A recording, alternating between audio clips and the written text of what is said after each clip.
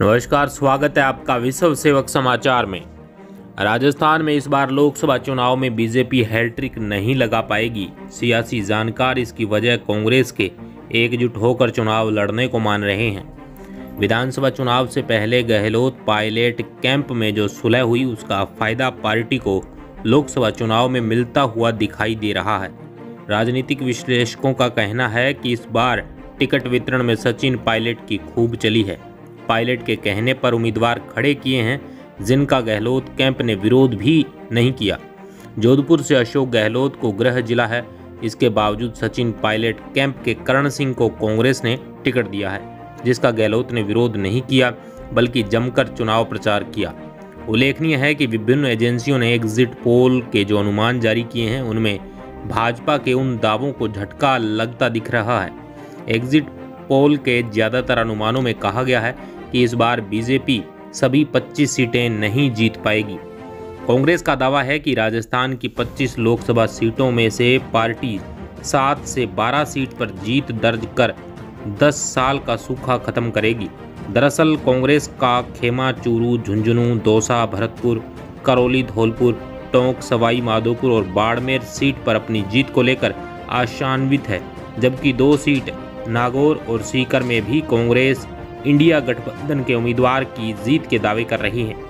सीकर से सीपीआईएम कांग्रेस गठबंधन के अमराराम और नागौर से राष्ट्रीय लोकतांत्रिक पार्टी कांग्रेस गठबंधन के हनुमान बेनीवाल चुनावी मैदान में है।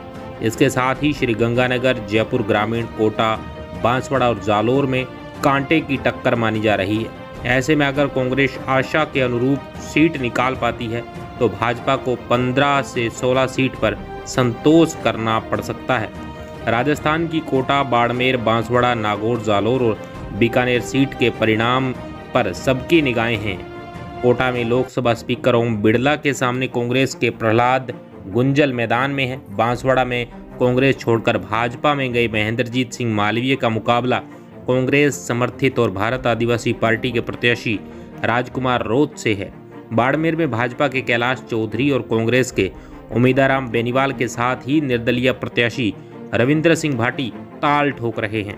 नागौर में हनुमान बेनीवाल और भाजपा की ज्योति मिर्धा का सियासी भविष्य यह चुनाव तय करेगा। जालोर में भी मुख्यमंत्री अशोक गहलोत के बेटे वैभव गहलोत के सियासी करियर की दिशा तय होगी।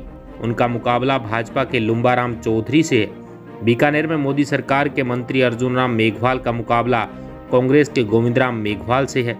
दरअसल साल 2014 और 2019 में हुए लोकसभा चुनाव में कांग्रेस को एक भी सीट पर जीत नसीब नहीं हुई थी।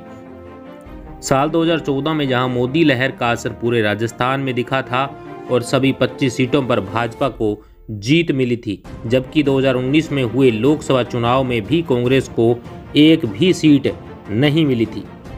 ब्यूरो रिपोर्ट, विश्व सेवक समाचार, जयपुर।